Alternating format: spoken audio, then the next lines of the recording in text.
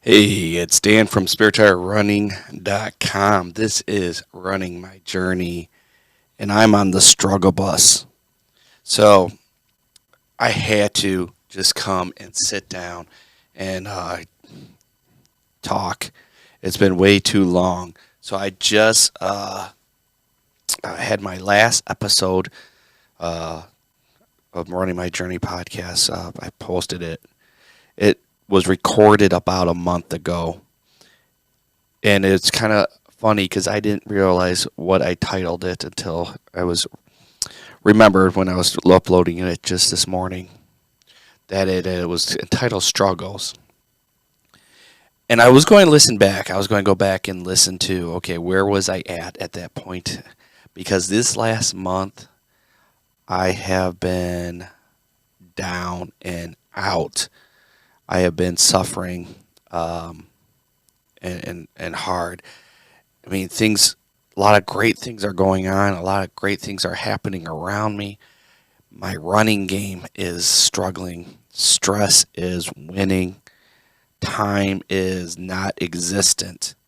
I feel like I'm in one motion over and over again, getting up, going to work, doing 1,000 things each day, but never feeling like anything gets done. Go coach, and then maybe get to watch a basketball game, which is relaxing, but it's another thing. Just like the other day, I went to a Detroit Red Wings game, which was great. I had a great time. I was with my best friends. It was kind of a stress breaker I needed, but at the same time, it was just another thing. Not time to just sit, not time to rest. Last night, worked all day and got home finally after practice. And it was like, all right, I just want to sit. But I couldn't because I had to eat quickly because I had a soccer game to go to, which I love. I loved playing soccer. I loved getting out there. I might not be the greatest soccer player. I'm not the, hardly, maybe, I'm probably the worst player on our team. But I enjoy getting out there, running around, doing something other than just running. And lately, I missed that because of activities and other things I had to do the last 2 weeks. So I'm like, I can't miss this one. Basketball has been happening on Thursday nights, which is usually another thing that I do. One to change it up again. So Thursday and Fridays, I try to have different activities to cross train and work out and so forth. But it's just another thing right now, and it's almost like I have to force myself, and I have not ran. I don't know in how long. I haven't had the energy. I haven't had the time to get out there or get on the treadmill. I have like 6 different reviews that I want to do that I've been working on. I haven't been able to do that. They sent me a running singlet shirt to try out from Brooks and to do a review on. I haven't had time for that. It's still in the package. I haven't even opened it. I haven't hopped on my bike. I'm struggling, guys. I'm struggling, and I'm being honest with you guys, and I'm putting it out there. I don't know how long this episode's going to be because I don't want it just to be about me complaining and me feeling sorry for myself. Um, because there are still great things going around. There's still amazing things happening. Like in my coaching career, we made it to our state tournament. There's only 8 teams out of, I don't know. There's in our little state Lutheran league. There's probably 100 something teams that could be eligible for the state meet, and they only take 8. And we were one of the eighth seed. We came in, we snuck in at the last minute. We had a tournament that we a couple weeks ago that it was a tough tournament. Some of the best teams in the state were there, and one of the things because of our location, we didn't have that tough tournament. We had a good tournament earlier in the year that we took second at. We had our league tournament that can be, depending on the teams, it could be tough that we won. And then we were at a small tournament that we won. So we had our tournament wins and tournament placements to qualify us to be potentially one of the 8. And I want to say there was like 20 at the end. There was 20 schools that applied to say that they were good enough to make it to the state. And again, they only take 8. So I got into this tough tournament late. A team backed out, so we were in. And then another team backed out, so we went from having a game in the first round to having a bye in the first round, which was probably the worst thing for us. It was probably the worst thing that happened to us because this tournament was late. We were practicing, but we didn't have a game for like a week and a half between our league tournament and this tournament, almost 2 weeks between the two. And the game, we got a bye. So our second round game was at 8:30 at night on a Friday night. So we got to the tournament to watch and scout, but we didn't get to play until 8:30 at night. So some of these kids, were up since 6 o'clock in the morning, 6:30. I know my son, we get to school at 6:30 in the morning every day. So he was up at least by 6, and now he's trying to play a game at 8:30. So we came out flat. We started slow. They hit some big 3-point shots. They were like 6 for 7, 7 for 8 from the 3-point range. They were like, I don't know, 99% on their free throws. But we came out slow. They came out fast, and we found ourselves in a little bit of a hole after the first quarter. And I'm not going to blame refs because that's always what people do. The refereeing I had some questions on both sides, went both ways. I thought we got away with some stuff that we shouldn't have, but they definitely got away with some stuff. I remember one play, my son got tackled, just ran over, and by somebody we know, by a son of one of my best friends. And it was an accident, but he got just tackled, just ran over, and the ref didn't call the play at all. He didn't call. So my son, are you serious? And the kid was like apologizing, saying that he ran him over, and the ref started yelling, snipping at my son. So, of course, dad mode gets into it. So I had to snip back, and the ref wasn't having it. I think he was tired because he was there all day too, no breaks. So he reffed like 7 games with no breaks at all. So unfortunately, we were at the end of the day, the last game of the day, and he was probably tired. So just calls did not go our way. My son had scratch marks all over his chest. The ref didn't want to see that. There was questionable close guarding, 5-second close guarding. I had this kid trapped in the corner late at the game.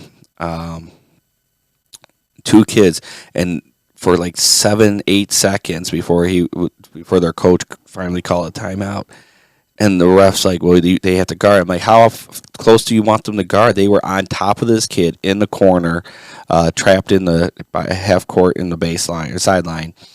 There was nowhere that the kid could go, and it was probably even more than 8 seconds, but we'll give them benefit of the doubt. It was much longer than 5 seconds, and he said the kids had to guard. I'm like, how?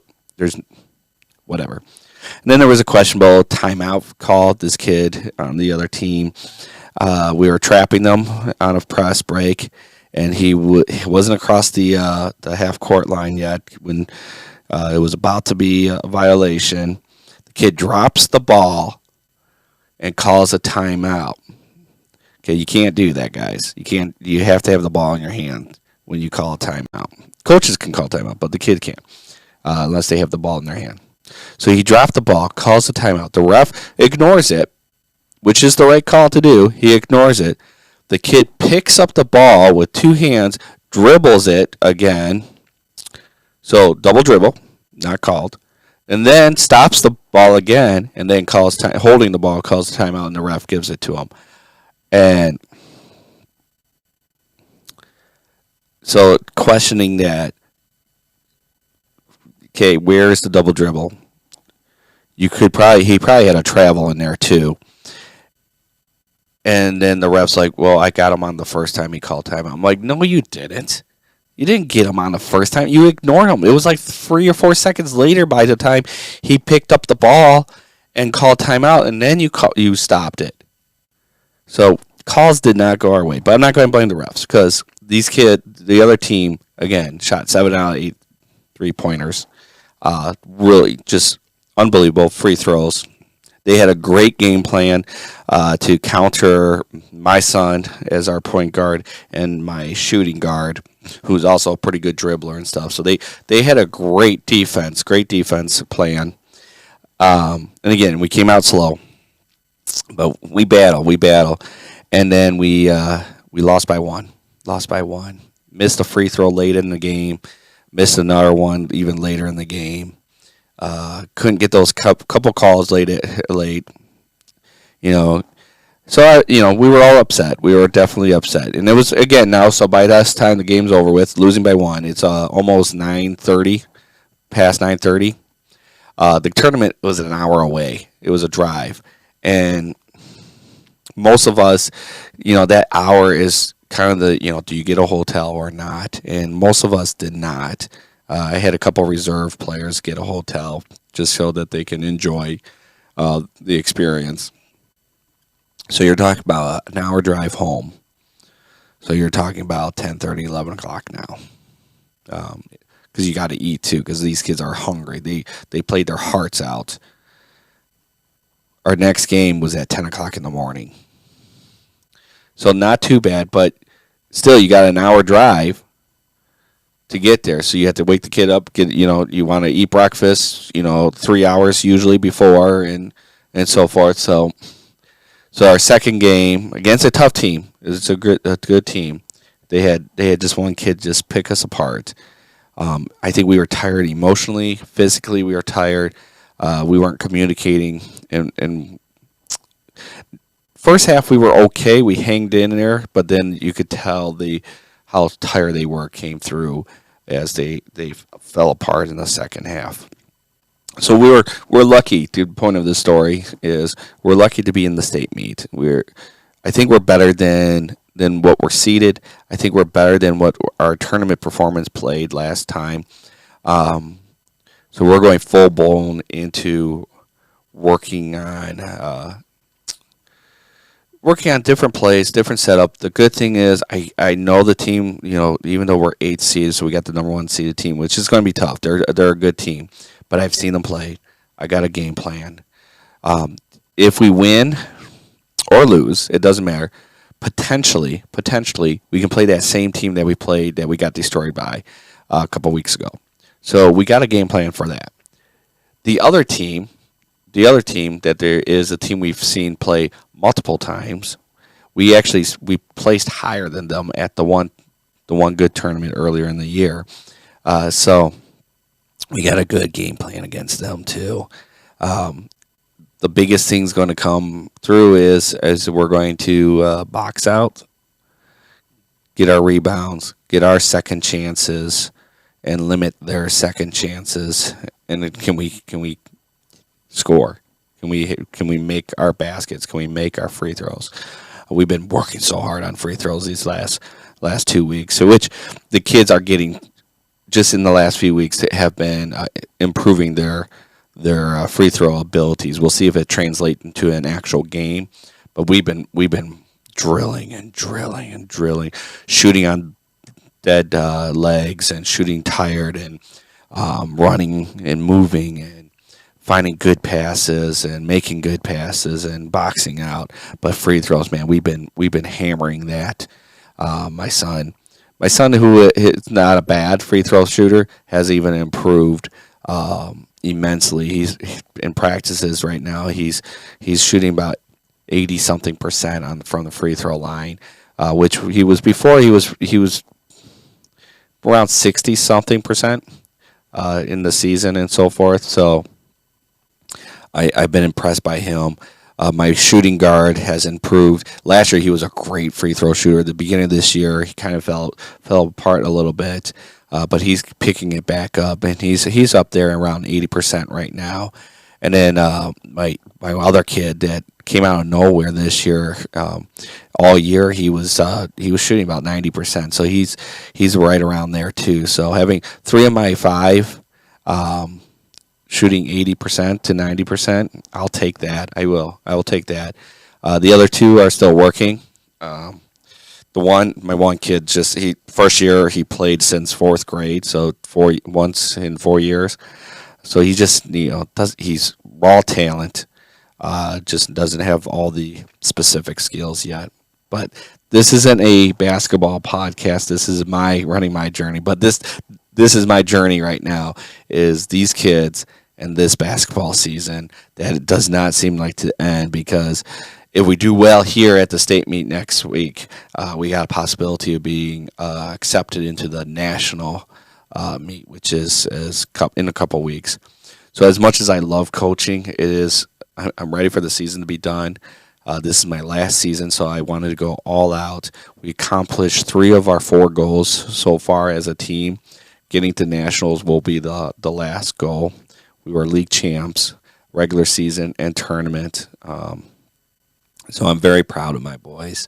They have been working very, very hard and deserve everything they get. But again, it's just one more thing. It's just one more thing that I am struggling with, because my brain and my mind is focusing on game plans and practice plans and getting them to be the best they're possible, that I'm not focusing on myself. And then you put it into the 6 full-time jobs that I do here, as principal, teacher, COO, marketing, social media, human resources, janitorial stuff. It's a lot, and I am getting burnt out a little bit, and I'm trying to prioritize, and it's just not working out. I'm ashamed of myself. I'm ashamed that I'm letting people down. I'm ashamed of letting you guys down. But this is the journey that I'm on. And to think that I was going to have all butterflies and rainbow showers would have been naive. I knew there was going to be down times, and there's going to be valleys that are deep and dark, and I'm in one of those valleys. I'm a very high and low kind of guy.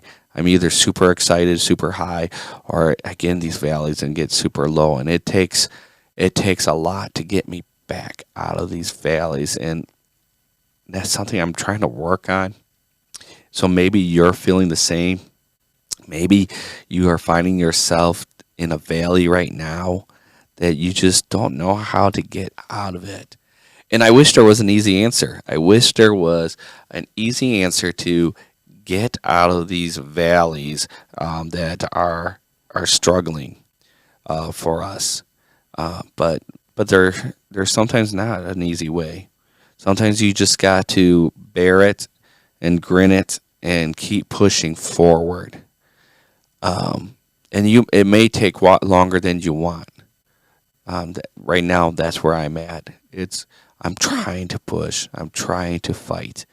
And I feel like every time I take a step forward, the wind, the punches are sending me 10, 15 steps back.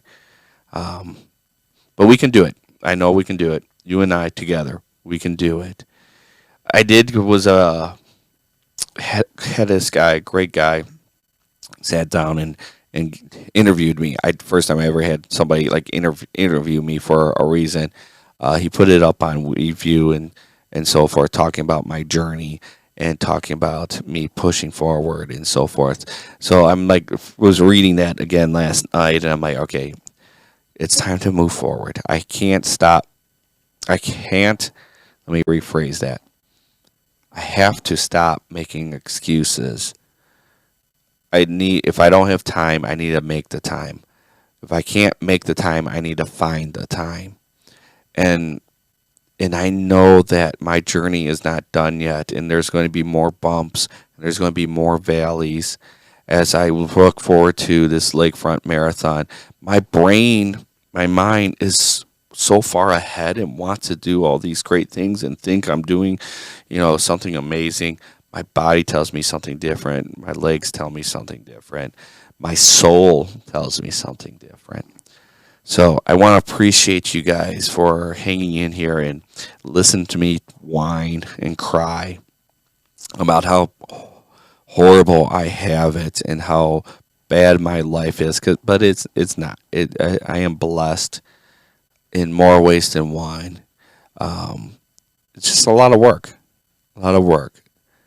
The best part right now for me is all my kiddos, which I didn't get to see much of this week because of winter breaks and snowstorms, ice storms, and so forth.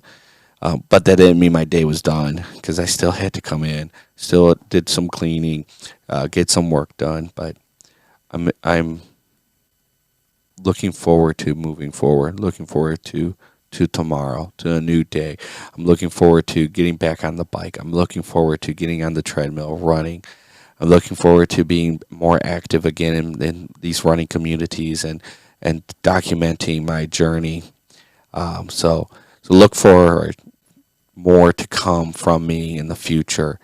And for those who are struggling too, are more struggling, because my last episode was titled Struggling. If you're struggling even more now than ever before, hang in there. Hang in there. Reach out. We can be a lifeline for each other.